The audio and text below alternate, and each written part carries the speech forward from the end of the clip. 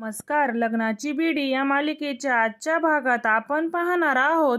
सिंधू सर्वांना सांगते की हा अनोळखी नाहीये, तर माझा मित्र आहे. तर राघव, रत्नपारखी आणि मधुराणी रत्नपारखी सुद्धा त्याला ओळखतात.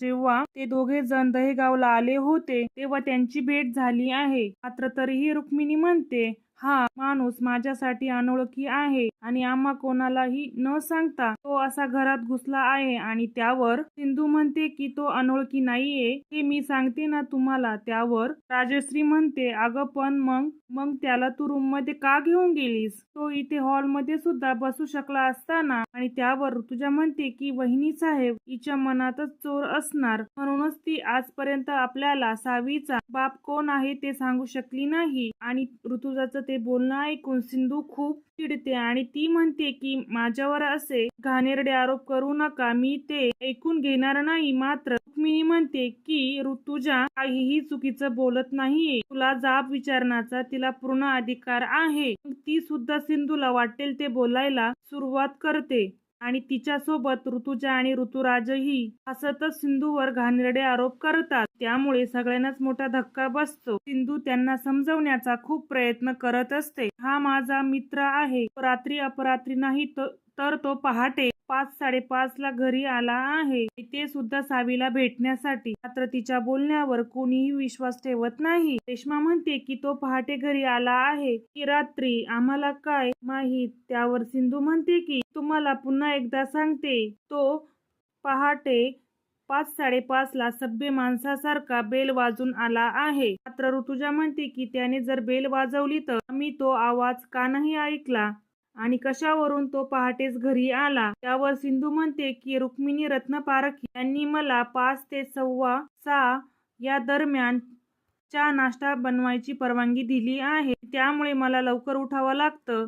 आणि जेव्हा मी तुळशीची पूजा करत होते तेव्हाच हा घरात आला. मात्र कोणीही तिच्या बोलण्यावर विश्वास ठेवत नाही. आणि राजश्री पुन्हा तिला म्हणते की अगं मग तू त्याला हॉलमध्ये बसवायचं ना, तुझ्या रूम मध्ये का घेऊन गेली? आणि त्यावर सिंधू म्हणते, कारण रुक्मिणी रत्नपारखी यांच्या नियमानुसार मी इथे बसून नाश्ता करू शकत नाही, त्यामुळे मी आमच्या तिघांसाठी चहा नाश्ता बनवला आणि सावीला भेटण्यासाठी तो आतमध्ये आला. आणि ते ऐकून राजश्री गप्प बसते. राघव पुन्हा एकदा विचारतो की मुळात इतक्या पहाटे तो इथे नक्की कशासाठी आला होता. त्यावर सिंधू सांगते की त्याला सावीची आठवण येत होती, तिला भेटण्यासाठीच तो इथे आला होता. आणि मग त्यानंतर मंगेशही राघवची माफी मागतो. मी म्हणतो की राघव मला माफ कर, मी आधी तुला फोन करून तुझी परमिशन घ्यायला पाहिजे होती, ही माझी खरंच खूप मोठी चूक झाली. रत्नाकर म्हणतो की अगदी बरोबर आहे, तर तुम्ही आधी सांगून आला असता तर एवढा मोठा गैरसमज झालाच नसता. तर मंगेश म्हणतो की पुन्हा असं नाही होणार. तर राघव म्हणतो की पुन्हा तू या घरामध्ये यायचं नाही. आणि ते ऐकून मात्र सिंधू खूप चिडते आणि ती सगळ्यांना सांगते की हा सावीचा मित्र आहे आणि आम्हाला भेटण्यासाठी तो कधीही इथे येऊ शकतो. मात्र रेश्मा हसतच म्हणते,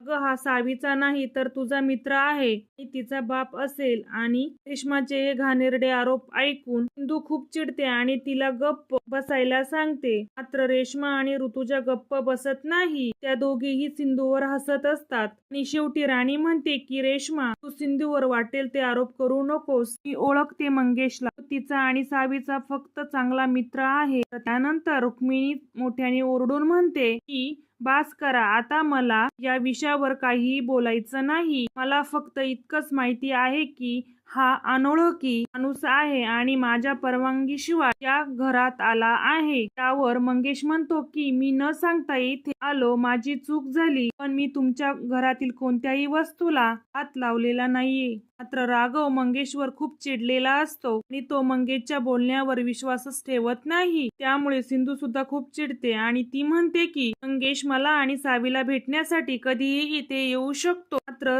रुक्मिणी मोठ्याने ओरडून म्हणते, आमच्या घरात असले थेर चालणार नाही. ती राघवला म्हणते की तू आत्ताच्या आत त्या माणसाला अटक कर. आणि राघव सुद्धा कोणताही मागचा पुढचा विचार न करत मंगेशला अटक करण्यासाठी पुढे जातो. मंगेश त्याला म्हणत असतो की राघव प्लीज मला अटक करू नकोस, मी कोणताही गुन्हा केलेला नाहीये. रत्नाकर देखील म्हणत असतो की राघव पण बोलतोय ना, मग तू उगाच त्याला अटक करू नकोस. मात्र ऋतुराज म्हणतो की दादा तू प्लीज ते बोलू नकोस, वहिनी जे काही करत आहे बरोबर करते. ऋषभही मंगेशची बाजू घेत राघवला समजवण्याचा प्रयत्न करत असतो. तर ऋतुजा राघव रागाच्या भरात कोणताही विचार न करता पेड्या घेऊन मंगेश पुढे जातो. तर सिंधू त्याला अडवते. ती राघवला म्हणते की त्याने कोणतीही गुन्हा केलेला नाहीये, त्यामुळे तुम्ही त्याला अटक करू शकत नाही. मला आणि माझ्या मुलीला भेटण्यासाठी इथे आला होता, काही त्याचा गुन्हा नाहीये. जर मी असं काही केलं तर मी तुमच्या वर्दीचा गैरवापर करता असं म्हणावं लागेल, कारण माझे आप्पा सुद्धा पोलीस होते हे तुम्ही विसरू नका. आणि सिंधूचं ते बोलणं ऐकून मात्र सगळ्यांनाच मोठा धक्का बसतो. तर रुक्मिणी तरीही राघवचे कान धरत असते आणि शेवटी अन्वी मध्ये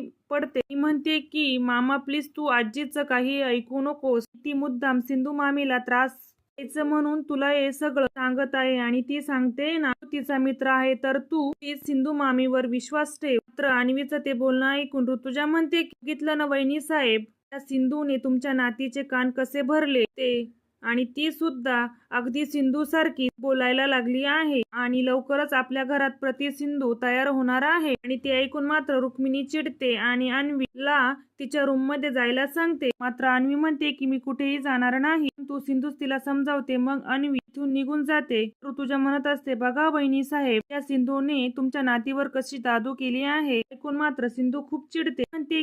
ती म्हणते की ऋतुजा रत्नपारखी, आज इतकी वर्ष झाली तरीही तुमचे दुसऱ्यांचे कान भरण्याची सवय काही गेली नाही, पण माझ्या समोर माझ्यावर असे घाणेरडे केले ना तर याद राखा. त्यावर ऋतुजा म्हणते की तू काय मला धमकी देते का. आणि त्यावर सिंधू आवाज वाढवत म्हणते की हो तर तसं समजा. आणि ते ऐकून ऋतुजा गप्प होते. तर ऋतुजा सगळ्यांसमोरच मंगेशला सांगते की तुला हवं तेव्हा इथे ये, जर यांची पाहुणे इथे येऊ शकतात तर तू का नाही. आणि त्यावर राघव म्हणतो की अगदी बरोबर आहे, तुमचे पाहुणे सुद्धा इथे येऊ शकतात. मात्र मला फक्त एका प्रश्नाचं उत्तर द्या की आमचे पाहुणे दिवसाढवळ्या इथे येतात आणि हॉलमध्येच बसतात, तर तुमचे पाहुणे असे पहाटे का येतात आणि सरळ तुमच्या रूम मध्ये का जातात. त्यावर सिंधू म्हणते मिस्टर राघव रत्नपारखी, हा आमचा वैयक्तिक प्रश्न आहे, तुम्ही प्लीज याच्यामध्ये पडू नका. मात्र रुक्मिणी म्हणते की मला याबद्दल पुढे आता काहीही बोलायचं नाहीये. आणि ती पुन्हा एकदा राघवला मंगेशला अटक करण्यासाठी सांगते. आणि ती असंही म्हणते की आता या माणसामुळं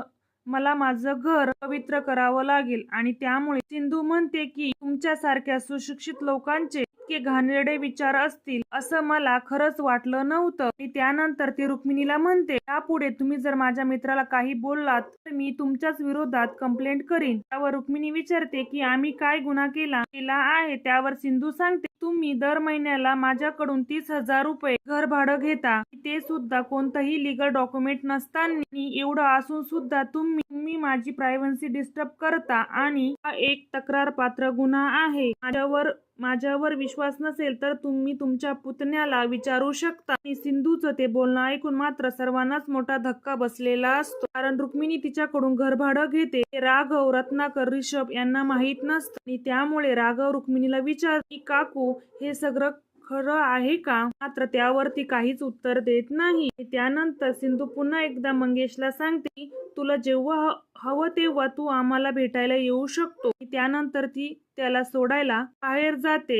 मंगेशची माफी मागत असते. तर मंगेश म्हणतो की सिंधू तू प्लीज माझी माफी मागू नकोस आणि मी इथे जवळच राहतो, मी नंतर आणि मग तो तिथून निघून जातो. सिंधू सुद्धा रागतच तिच्या रूम मध्ये निघून जाते. दुसरीकडे रुक्मिणी म्हणत असते ही मुलगी आपल्या घरात असले थेरत असेल, माझा तर अजूनही विश्वास बसत नाही. मात्र रत्नाकर म्हणतो की वहिनी तू उगाच सिंधूवर चुकीचे आरोप करू नकोस, तिने सगळं खरं आपल्याला सांगितलं आहे ना. आणि आधी तर असं वाटत होतं मला की त्या माणसाला घरात घेताना आपल्या कोणाला तरी सांगायला हवं होतं, पण मला आता समजलं तिने जे काही केलं बरोबरच केलं, कारण तिच्यावर या घरात किती बंधनं आहेत ते मला आजच समजलं. ते ऐकून मात्र रुक्मिणी गप्पच बसते. रेश्मा मुद्दाम तिला विचारते की त्या सिंधूने तुमचे नियम मोडले आहेत ना, मग तुम्ही तिला काय शिक्षा द्याल. त्यावर ऋतुजा म्हणते की तिने राघवच्या आयुष्यातून कायमचं बाहेर जाणं हीच तिची शिक्षा आहे आणि ती सिंधूला त्रास व्हावा म्हणून राघव आणि राणीच्या लग्नाची ग्रँड पार्टी ऑर्गनाइज करते. या मालिकेच्या पुढील भागांमध्ये आपण पाहणार आहोत सिंधू पार्टीच्या दिवशी घरातून बाहेर जाते आणि सगळ्यांना सांगते की काळजी करू नका. माझ्यामुळे तुम्हाला कोणताही त्रास होणार नाही आणि रिसेप्शन संपल्यानंतरच मी घरी येईल. या मालिकेच्या पुढील भागांच्या अपडेटसाठी आपल्या चॅनलला सबस्क्राईब करा.